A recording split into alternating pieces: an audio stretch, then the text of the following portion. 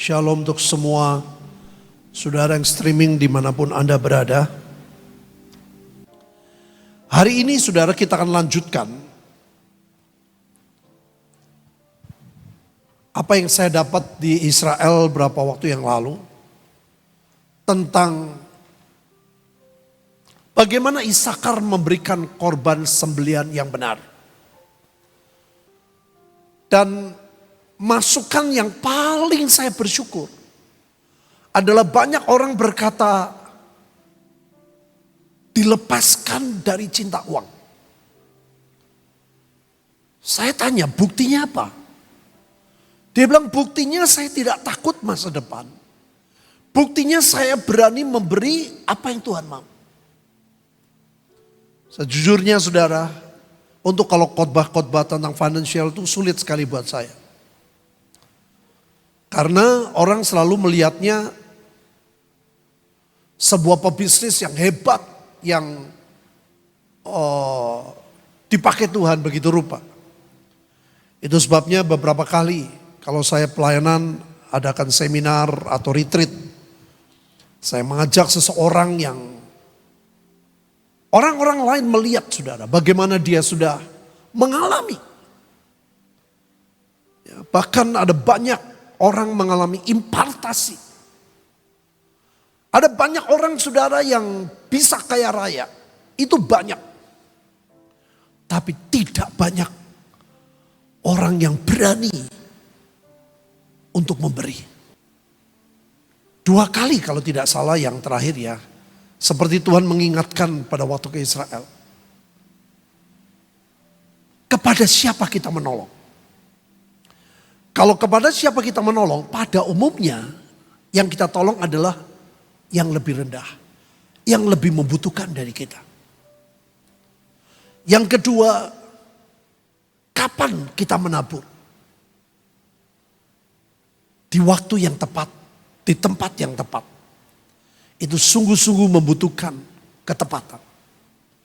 Dan yang ketiga, kita mau belajar kepada siapa. Kapan dan kepada siapa kita memberkati. Jadi ini adalah bagian dari korban sembelihan yang benar. Yang membuat saya bersyukur adalah begitu banyak orang berkata dengan dia melakukan perpuluhan dengan setia. Itu salah satu cara melepaskan cinta uang. Dan kalau saya ngomong perpuluhan itu bukan selalu uang saudara. Lebih dari itu yang paling penting adalah waktu dari 1/10. 24 jam Tuhan beri buat kita. Tuhan ini berkata 2,4 jam. Apa yang kita bisa lakukan? Dengan membaca Alkitab, dengan berdoa, dengan menginjil, dengan menolong banyak orang. Dan baik kita akan melihatkan, kita belajar tentang bagian yang ketiga, kapan dan kepada siapa kita memberkati. Nah saudara, sebelum saya menguraikan supaya Bapak Ibu lebih mudah menangkap. Kepada siapa kita memberkati? Ya, kalau kenolong biasanya orang yang lebih membutuhkan dari kita. Tapi kepada siapa kita memberkati? Itu biasanya sesuatu yang di atas kita. Nah ini yang tidak lazim buat dunia. Tapi ini diajar oleh firman Tuhan. Next.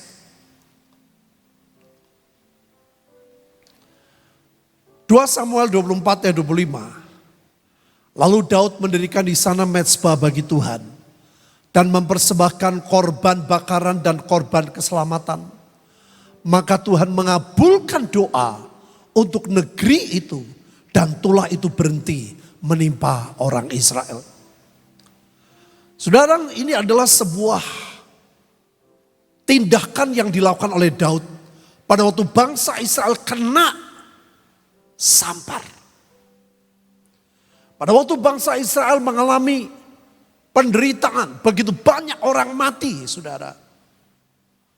Dan sampar itu, virus itu berhenti setelah Daud melakukan hal ini. Ada beberapa hamba Tuhan yang dapat ayat ini tentang corona.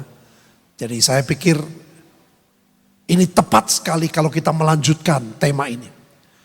Lalu Daud mendirikan di sana mezbah bagi Tuhan. Nomor satu mezbah bagi Tuhan. Hari-hari ini saya tahu sudah setiap kita sedang dibawa Tuhan, punya keintiman. Dibawa Tuhan hatinya kepada Tuhan. Dibawa Tuhan supaya kita mengutamakan Tuhan lebih dari segala sesuatu. Ada banyak yang kelihatan baik tapi belum tentu benar. Tapi waktu kita mengutamakan Tuhan, kita akan melihat sesuatu yang luar biasa. Apa yang kita lakukan, apa yang dilakukan Daud lakukan? Daud mempersembahkan korban bakaran, korban keselamatan. Alkitab berkata, maka Tuhan mengabulkan doa untuk negeri itu. Dan tulah itu berhenti menimpa orang Israel. Saya berharap dengan pengajaran ini membuat hati kita mengerti. Kita semua rindu tulah itu berhenti di negeri kita. Nah saudara, kalau kita ngomong korban, bakaran atau korban, jangan saudara punya konotasi terus uang. Ya, ini orang yang cinta duit tuh kayak gitu saudara. Orang yang cinta duit begitu ngomong persembahan, begitu ngomong korban, begitu ngomong memberkati, itu seringkali konotasinya uang. Makanya orang kalau ngomong soal perpuluhan, kenapa hatinya menolak? Karena di situ cinta uang. Saya pernah ceritakan saudara ya, dulu pada waktu saya masih punya persoalan dengan ayah dan ibu saya benci sekali dengan mereka. Kalau dengar khotbah ampuni, itu saya gak suka. Apalagi kalau hamba Tuhannya ngomong, ampuni ayahmu, ampuni. Wah itu saudara saya bisa marah betul-betul. Padahal saya tahu persis pendeta itu gak kenal saya gak kenal dia. Kenapa? Karena hati saya sedang terluka. Hati saya tidak cocok dengan apa yang disampaikan. Demikian juga kalau sudah dengar khotbah tentang keuangan. Yang paling kecil aja perpuluhan. Kalau orang menolak, disitulah sebetulnya cinta uang. Nah sekarang kita contoh saudara. Kepada siapa kita memberkati? Pada umumnya kita berkati adalah sesuatu yang lebih tinggi. Nomor satu saya katakan tadi, Tuhan. Mazmur 118 ayat 26. Diberkatilah dia. Saudara apa? Tuhan gak perlu dong. Tuhan sudah punya segala-galanya kok. Kenapa harus diberkati? Daud mengerti ini. Yang datang dalam nama Tuhan, kami memberkati kamu dalam rumah Tuhan. Kalau kita gak memberkati Tuhan, maka sudah tidak bisa menikmati berkat Tuhan. Dan ayat ini saudara terjadi dalam perjanjian baru. Matius 21:9, dan orang banyak yang berjalan di depan Yesus. Ini pada waktu Tuhan Yesus dari Bukit Zaitun naik keledai, itulah Isakar. Dia masuk melalui pintu gerbang Golden Gate dan ke bait Allah. Dan orang banyak yang berjalan di depan Yesus dan yang mengikutinya dari belakang berseru katanya, Hosana bagi anak Daud, diberkatilah dia yang datang dalam nama Tuhan. Hosana di tempat yang maha tinggi. Tuhan kok diberkati? Justru ini nomor satu saudara. Kita belajar tentang Yosafat. Bagaimana Yosafat mengalami sebuah keadaan, pembalikan keadaan. Dari dia tertekan, dari dia ketakutan. Dan Yahasiel, Bani Asaf, dia mendapat pesan Tuhan. Nyanyikan pujian, nyanyikan korban syukur kepada Tuhan. Saudara cuma itu, Tuhan berkata perangnya seperti itu. Ini senjata yang luar biasa Bapak Ibu. Kenapa dalam situasi seperti ini? Kekuatan pujian tidak boleh lemah. Daud kalau menyembah Tuhan saudara di tengah-tengah jemaat itu berbeda. Komplit saudara. Asaf, Yedutun, Etan ada. Pemain musiknya dengan berbagai macam alat musik lakukan. Tentara-tentaranya ikut nyembah Tuhan. Dalam situasi seperti ini saudara. Kekuatan ini adalah nomor satu. Ini yang membuat lampu rumah Allah tidak padam. Ini yang membuat kita terus memuji menyembah Tuhan. Memberkati Tuhan dengan pujian. Memberkati Tuhan dengan ucapan syukur. Memberkati Tuhan karena Tuhan baik. Saya nggak tahan saudara tadi, saya berkali-kali ya dengerin lagu tadi. Engkau baik, kau sungguh baik. Aduh, saya katakan Tuhan kau baik. Hari-hari ini ada banyak orang yang salah paham dengan Tuhan. Mengapa? Mengapa? Lukas 19:38 ini sama. Diberkatilah yang datang sebagai raja dalam nama Tuhan. Damai sejahtera di surga dan kemuliaan di tempat yang maha tinggi. Orang ngomong saudara, Tuhan gak perlu dong. Kita mau memberkati apa? Memberkati dengan ucapan syukur kita. Memberkati, kita berkata engkau baik Tuhan. Walaupun situasi seperti ini, engkau baik Tuhan. Walaupun pekerjaan kita terganggu, engkau baik. Itu adalah memberkati Tuhan. Yang percaya katakan, ini nomor satu saudara. Jadi kalau ngomong soal berkat itu bukan selalu financial, bukan duit.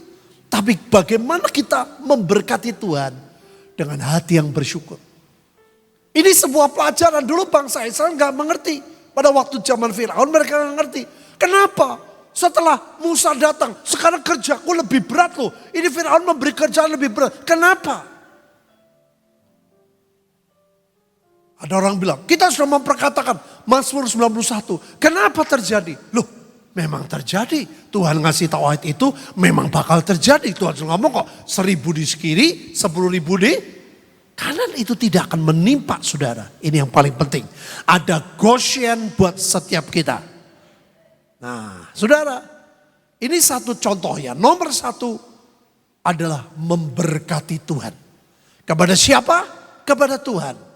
Kita memberkati dengan pujian, dengan ucapan syukur, dengan main musik yang untuk Tuhan. Dengan pujian untuk Tuhan, penyembahan untuk Tuhan. Korban ini adalah nomor satu. Next. Saya jelaskan sekali lagi. Kalau ngomong korban, kalau ngomong persembahan, jangan selalu konotasinya duit.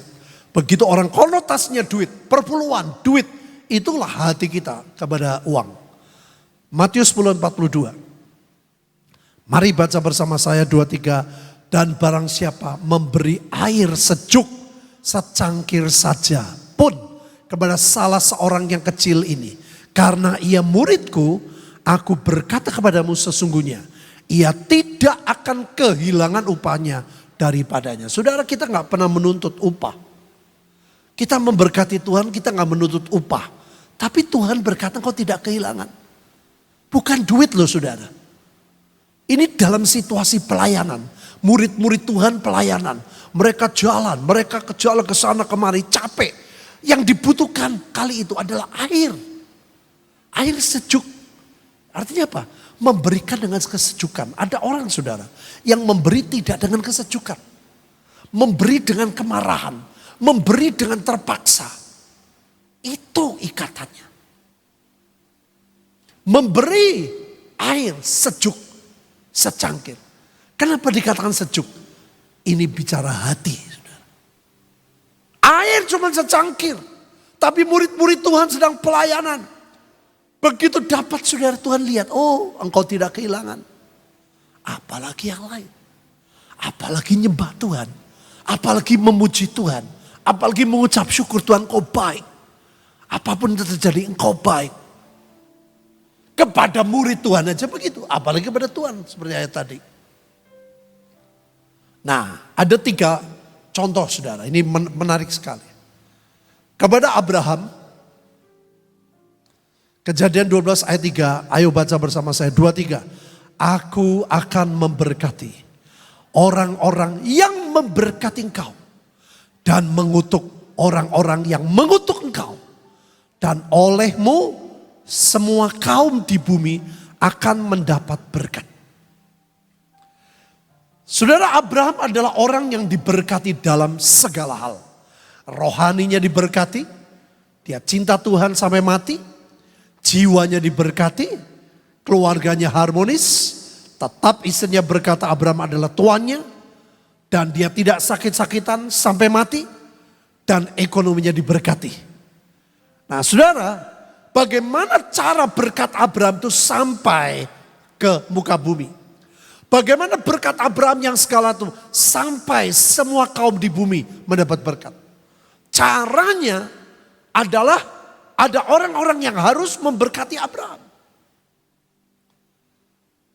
Sebaliknya kalau orang itu mengutuk, habislah hidupnya. Akan dikutuk. Yang mengutuk bukan Abraham saudara. Tapi ini hukumnya. Orang itu terkutuk karena dia mengutuk Abraham. Ya. Nah nanti kita lihat sudah. Lo mengutuk, memberkati belum tentu duit, belum tentu. Tapi sudah lihat Abraham ini adalah bapak orang beriman. Jadi ayat ini diberikan kepada orang-orang di seluruh bumi yang ingin menikmati berkat Abraham. Caranya memberkati Abraham. Contoh yang kedua. Kepada Yakub yang berubah jadi Israel.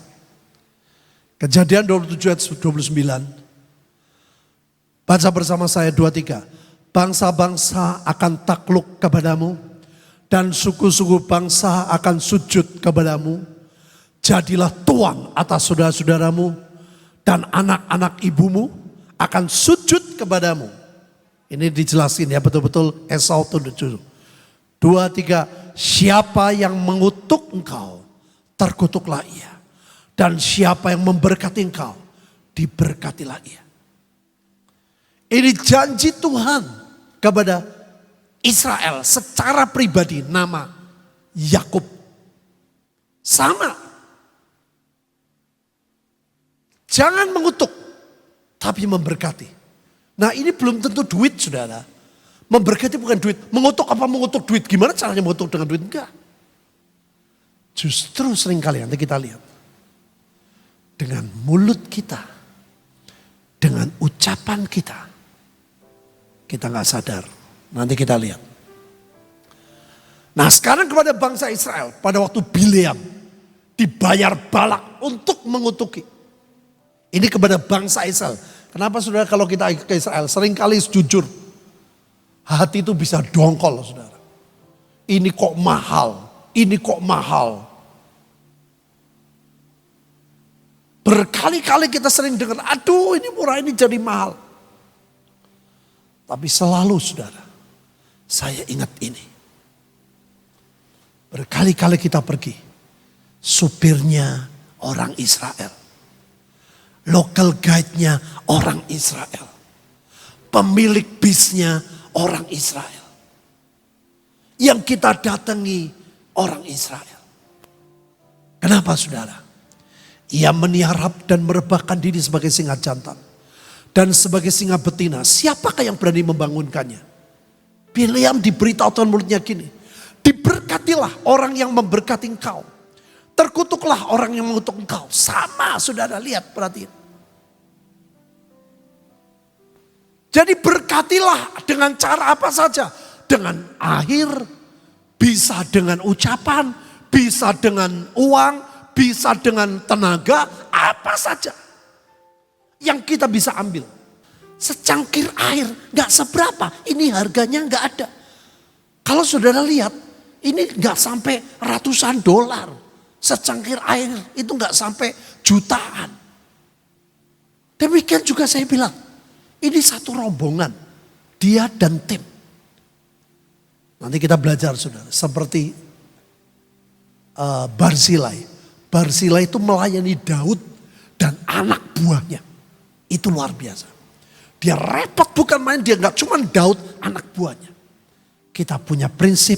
Kita memberkati bangsa Israel. Maka kita mendapat. Yang Tuhan berkati kepada Israel. Itu mengalir kepada kita yang percaya. Katakan, pada waktu kita memberkati Abraham, apa yang Tuhan berkati Abraham, berkat itu mengalir kepada kita. Kita memberkati orang itu, Karena punya kekuatan untuk menyedot kekayaan, punya kemampuan untuk rela memberikan, itu tidak mudah. Bagaimana kita bisa mengambil? Dengan kita memberkati. Ini loh, seringkali kita tertipu di sini. Sugih kok, gak usah. Jangan, dia orang kaya kok. Biarin, kalau perlu dia bayarin semua. Keliru. Kita ambil bagian yang kita bisa. Apa? Oh, butuhnya air kok. Ya sudah air. Butuhnya jemputan tak kok. Ya sudah jemputan. Apa saja saudara. Ini yang kelihatan tidak berarti. Tapi Tuhan berkata, tidak kehilangan upahnya. Yang percaya katakan. Saudara, hari-hari ini korban sembelihan yang benar harus tepat. Next. Nah ini saudara yang seringkali orang tertipu. Saudara gak mungkin ngutuki orang di depannya. Kamu ini gak mungkin. Saudara ngutukinya di kamar. Ngomong sama istrimu, ngomong sama anakmu. Ini kena nih saudara. Dalam pikiran pun, janganlah engkau mengutuki raja. Dalam kamar tidur, janganlah engkau mengutuki orang kaya. Karena burung di udara mungkin akan menyampaikan ucapanmu. Dan segala yang bersayap dapat menyampaikan apa yang kau ucapkan. Kepada siapa menyampaikan? Ayo, kepada siapa? Burung di udara menyampaikan ke siapa? Ke Tuhan Bapak Ibu. Ini bahasa ungkapan. Makanya begitu saudara, ini makanya prinsip ini tuh Daud ngerti saudara. Dia nggak mau ngutuki raja. Dia tahu loh Saul sudah ditinggalkan. Dia tahu persis Tuhan tidak menyertai Saul. Tapi dia tidak mau mengutuki Saul. Nah, seringkali kita begitu. Oh di kamar kok, kita nggak tahu kok. Kita ngomong sama semua suami kok, sama anak, sama orang tua kok. Ya, mereka nggak tahu kok, raja nggak denger kok. Mereka nggak tahu kita kutuki. Kena nih saudara. Makanya gimana Elisa bisa mendapatkan berkatnya Elia? Saya kalau pelajari saudara, waduh itu nggak mudah. Dia lewati masa-masa yang dia tidak cocok. Tapi Elisa ikuti dan tidak mau mengutuki. Maka berkatnya nyampe. Nah, seringkali kita kata, wah orang kaya kok. Abraham kaya, buat apa ditolong? Buat apa diberkati? Sudah jangan. Kita ketipu. Ingat ya, kita sering menolong orang. Menolong tuh biasanya orang lebih butuh dari kita. Belum tentu semua orang harus ditolong. Harus tepat. Kalau dia lagi dididik Tuhan. Kalau dia lagi dipres sama Tuhan, kita tolong, kita kena. Tapi secara umum kita harus tolong kepada orang yang membutuhkan. Tapi memberkati berbeda. Yang kita berkati sudah justru yang lebih tinggi. Tuhan jauh lebih tinggi itu nomor satu. Kita berkati dengan ucapan syukur. Kita berkati dengan pujian. Kita berkati dengan penyembahan. Abraham kaya raya, kita berkati. Israel hebat, kita berkati. Bangsa Israel luar biasa, kita berkati. Tuhan izinkan kok. Kadang-kadang kita mau beli apa, keceplosan. Wah setelah ini baru mahal. Ya sudah. Kalau sudah balik ke Indonesia dengan omelan, itu berkat Israel yang gak bisa dapat. Makanya saya kalau sampai Israel itu hati-hati sudah. Kalau pulang dengan omelan, berkat yang dari Israel kita gak nyampe. Malah kutuk. Kurang ajar itu. Grup ini, wah kurang ajar itu. Saudara sudah biarin aja. Walaupun tidak cocok. Yang nangkep katakan. Nah sekarang nih saudara. Tentang Simei menjabat Daud yang diurapi Tuhan. Kadang-kadang kita nggak, makanya hukum ini mengutuk itu mengerikan. Ketika Raja Daud telah sampai ke Bahunim, keluar dari sana seorang dari kaum keluarga Saul, ia bernama Simei bin Gera. Sambil mendekati raja, ia terus menerus mengutuk Daud. Dan semua pegawai Raja Daud dilemparinya dengan batu. Walaupun segenap tentara dan semua pahlawan berjalan di kiri kanannya. Beginilah perkataan Simei pada waktu ia mengutuk. Enyahlah, enyahlah. Engkau penumpah darah, dua orang Dursila. Saudara, kelihatannya seperti ini ya. Kelihatannya bahkan saudara lihat sikap Daud untuk mengampuni. Next.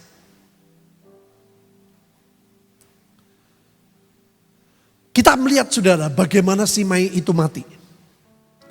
Kemudian raja menyuruh memanggil Simei dan berkata padanya, dirikanlah bagimu sebuah rumah di Yerusalem. Diamlah di sana dan janganlah keluar dari sana kemanapun. Saudara, ini Tuhan Salomo memberitahu kepada kepada Simei untuk lockdown.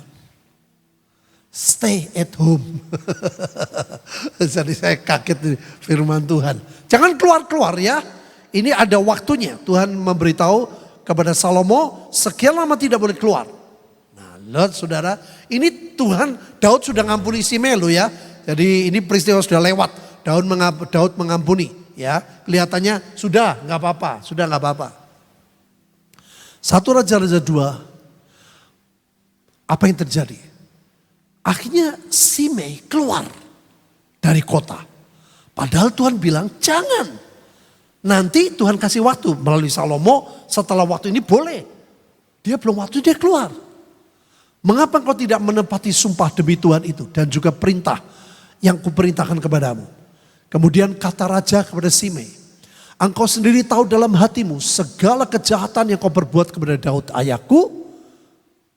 Maka Tuhan telah menanggung kejahatan itu kepadamu sendiri. Tetapi diberkatilah kiranya Raja Salomo dan kokohlah tahta Daud di hadapan Tuhan sampai selama-lamanya. Raja memberi perintah kepada Benaya bin Yoda. Lalu keluar Benaya, dipancungnya Simei sehingga mati. Demikian kerajaan itu kokoh di tangan Saul. Saudara, kelihatannya apa yang dilakukan Simei sekian waktu yang lalu tidak berakibat. Seringkali kita gitu. Kalau kita memberkati, lu mana? Begitu saudara berkata mana, berarti saudara tidak memberkati. Kalau orang memberkati dia percaya, tidak perlu saudara nuntut. Engkau tidak kehilangan upah. Yang percaya katakan. Sebaliknya, pada waktu engkau menuntut, gak apa-apa tuh. Kita nuntut biarin aja, coba aja. Saudara merasa gak apa-apa. Tapi pada waktunya Tuhan ingat betul. Apa yang Simei lakukan kepada Daud. Makanya hati-hati saudara. Kenapa Ayub bisa diberkati? Kenapa Ayub bisa dipulihkan? Karena Alkitab berkata dia mencabut perkataannya. Bukan cuma minta ampun, mencabut perkataannya. Simei tidak pernah mencabut perkataannya. Simei tidak pernah minta ampun kepada Tuhan. Kutukannya kepada Daud. Sehingga dia alami. Kita minta ampun sama Tuhan. Semua keluhan, semua kemarahan, semua gerutu, semua ketidakterimaan kita kepada Tuhan. Ketidakterimaan kita kepada situasi-situasi tertentu. Ketidakterimaan kita kepada raja, kepada pemimpin. Kita harus segera bereskan. Kalau tidak saudara, burung akan memberitahu. Yang bersayap memberitahu pada waktunya. Daud, Simei diberi kesempatan tapi dia tidak menyadari. Memang dasarnya hatinya jahat. Maka dia tidak nurut padahal dia sudah bersumpah. Oke, saya gak keluar. Dia langgar sumpahnya sendiri. Habislah hidupnya. Hari ini kita pilih hidup. Kita pilih diberkati. Kita pilih sesuatu yang menyukakan hati Tuhan. Yang sepakat katakan. Next. Nah saudara, menolong, menabur dan memberkati. Kita menolong ke orang biasanya lebih rendah. Kita menabur di waktu yang tepat. Harus di air yang banyak airnya. Dan kita memberkati tempat lebih tinggi. Pertanyaannya ada yang tanya saudara. Bisakah ini terjadi bersama-sama? Ternyata bisa. Ini waktunya langka. Gak semua orang bisa nangkap saudara. Ini contoh tentang Barzilai ya. Ketika Daud tiba di Mahanaim. Maka Sobi bin Nahas dari Raba kota Bani Amon. Makir bin Amiel dari Lodebar. dan Barzilai orang Gilead. Pada waktu dia disebut terakhir, saudara. Dia disebut terakhir. Tapi sekali lagi ya, banyak yang terakhir menjadi yang mula-mula menjadi terakhir. Dari Rogelim, membawa tempat tidur, bayangin saudara, pasu, periuk belanga, juga gandum, jelai, tepung, berti gandum. Aku heran kok ono kacang sapi pendek. Kacang merah besar, kacang merah kecil, madu, dadi, batibul, keju, lembu. Perhatiin saudara, bagi Daud dan bagi rakyat yang bersama-sama dia. Saudara, banyak orang pengen memberkati tapi pelit. Aku memberkati dianya saja, timnya jangan. Salah. Saya pelayanan, saudara, sama Bu Linda. Atau kadang sama Vincent. Saya diajak makan. Apakah cuma saya tak? Saya diajak makan. Vincent diajak makan. Kalau orang memberkati dengan hati yang masih kikir, seperti itu. Dia saja. Yang diundang dia saja. Yang diajak makan dia saja. Barzilai gak begitu. Daud dan rakyat yang bersama-sama dengan dia. Bayangin sudah waktu itu berapa ratus orang. Dan itemnya macam-macam. Untuk dimakan. Sebab kata mereka, rakyat ini tentu telah menjadi lapar, lelah, dan haus di padang gurun. Rakyat ini, bayangin. Rakyat yang menyertai Daud. Ini enggak mudah, saudara. Tapi saudara kan lihat ya, ini luar biasa. Juga Barzilai orang Gilead itu telah datang dari Rogelim dan ikut bersama-sama raja ke sungai Yordan untuk mengantarkannya sampai di sana. Barzilai itu sudah sangat tua, 80 tahun umurnya. Ia menyediakan makanan bagi raja. Bayangin saudara, selama ia tinggal di Mahanaim. Saudara tahu, tadi banyak orang ya. Sobi di mana? Makir di mana? Lama-lama capek. Yang konsisten Barzilai. Awalnya Sobi nomor 1. Makir nomor 2. Ini penggenap.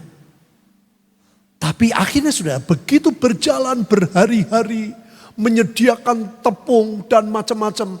Menyediakan makanan bermacam-macam. Untuk Daud dan rakyatnya loh. Lama-lama saudara, Sobi dan Makir tidak ada. Next. Hanya Barzilai. Orang Gilead itu telah datang dari Gilead bersama raja.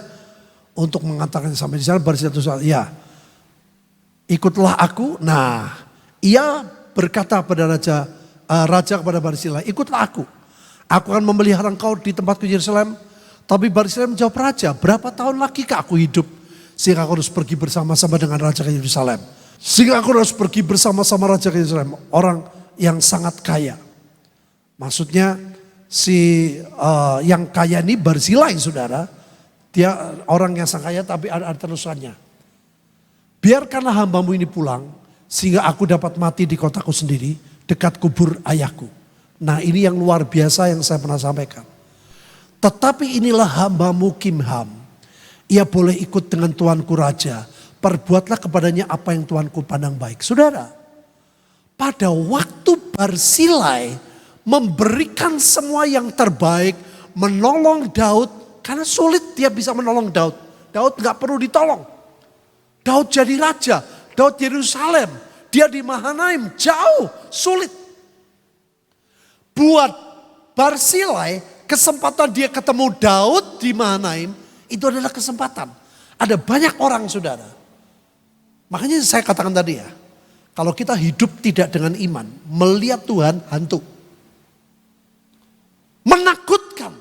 Merepotkan. Menyusahkan. Tapi kalau sudah punya mata iman yang terbuka. Oh ini Tuhan. Aku harus butuh dia. Aku harus menolong dia. Dia lagi di penjara. Dia lagi gak punya pakaian. Aku harus memberi dia. Itu prinsip firman. Kamu tidak melakukan kepadaku. Kapan Kapan Tuhan katanya? Pada waktu di penjara, waktu aku sakit, waktu aku perlu besukan. Engkau tidak melakukan. Makanya saya mau beritahu saudara hari-hari tepat. Saya percaya Indonesia adalah negara yang dicintai Tuhan. Yang percaya katakan. Kita dalam waktu dekat saudara, kita sudah banyak, kita mau terus lakukan.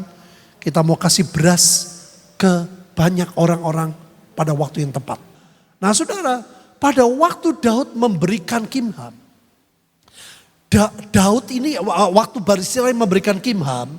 Daudnya belum sampai ke Yerusalem Bapak Ibu. Dan zaman itu belum ada handphone. Barzilai bisa punya pikiran, nah di tengah jalan nanti tahu-tahu ada musuh grupnya anak Daud yang lain bunuh Daud, anakku mati. Kimham itu anak terbaik. Ini puncaknya saudara. Pada waktu yang semua yang lain capek, yang lain mundur. Barzilai konsisten. Bahkan dia tahu apa itu puncak destiny. Dia berikan yang terbaik. Nah seringkali saudara, pada waktu kita memberikan yang terbaik kita gak dapat apa-apa. Sama, mengutuk. Gak apa-apa tuh, aku ngutukin, aku ngomongin orang itu gak apa-apa tuh. Nanti, kalau engkau tidak minta ampun, kalau engkau tidak cabut, nanti. Demikian juga orang memberkati. Dengan saudara memberkati, saudara diam. Loh kok gak apa-apa, nanti kita akan lihat. Next. Nah saudara. Yeremia 41 ayat 17. Baca bersama 2-3. Kemudian mereka berjalan terus dan berhenti di tempat penginapan milik dekat Bethlehem. Dengan maksud berjalan terus. Saudara ternyata Kimham yang diberikan kepada Daud. Punya hotel bintang 7 saudara. Dia sangat kaya. Nanti kita lihat saudara. Kenapa dia sampai punya penginapan? Saya tanya ke guru-guru saya di sekolah Alkitab ada 2. Saya tanya kepada dosen saya satu profesor. Saya tanya kenapa Kimham bisa memiliki tempat? Di zaman itu saudara. Tidak semua orang boleh punya hotel di Bethlehem. Makanya waktu Yesus lahir pun hotel terbatas. Dan semua penuh. Kenapa saudara? Ini kuncinya. 1 Raja-Raja 2 ayat 7. Ini peristiwanya sekian tahun, sekian lama saudara. Tidak langsung. Baca bersama saya 2-3. Tetapi kepada anak-anak Barzilai orang Gilead itu. Haruslah kau tunjukkan. Ini Daud berpesan kepada Salomo. Kau tunjukkan apa Bapak Ibu? Kemurahan hati. Biarlah mereka termasuk golongan yang mendapat makanan dari duduk semeja. Itu tidak mudah. Pada waktu Yusuf dia mulai menyatakan diri pada saudara-saudaranya. Dia berkata, seluruh orang itu duduk semeja dengan aku. Orang Mesir bingung. Karena apa? Orang yang duduk semeja hanya orang-orang dekat. Yang nangkap katakan, ini gak gampang saudara boleh duduk semeja dengan Salomo. Tapi Daud berpesan. Jadi ini peristiwa sudah lewat saudara. Sudah lewat. Tapi semua apa yang kau tabur tidak akan pernah sia-sia. Ini yang luar biasa saudara. Saudara gak usah kapan, gak usah. Justru kau berkata kapan, saudara menutup percepatan yang dari Tuhan. Percaya gelinding wae. Kita akan lihat saudara. Kalau kita dapat yang dari Tuhan itu luar biasa. Yang percaya katakan. Saudara, makanya jangan selalu, harus, saya katakan ya. Zaman-zaman saya sudah, saya lagi ngobrol. Orang hidup itu untuk melayani. Tapi sekarang banyak pergeseran hati. Orang melayani untuk hidup. Kita mau berubah, kita mau berbeda. Kita hidup untuk melayani, bukan melayani untuk hidup. Yang nangkep katakan, maka sudah akan lihat luar biasa. Sebab mereka pun menunjukkan kesetiaannya dengan menyambut aku, kata Daud. Pada waktu aku melarikan diri dari depan kakakmu Absalom. Jadi saudara, semua orang bisa lupa. Tapi Tuhan tidak lupa apa yang saudara dan saya kerjakan. Yang nangkep katakan, yang nangkep katakan, Bapak Ibu ngerti mengapa dia bisa punya hak, bisa membangun di Bethlehem? Karena ternyata Kimham menjadi orang dekat dari raja dan kerajaan.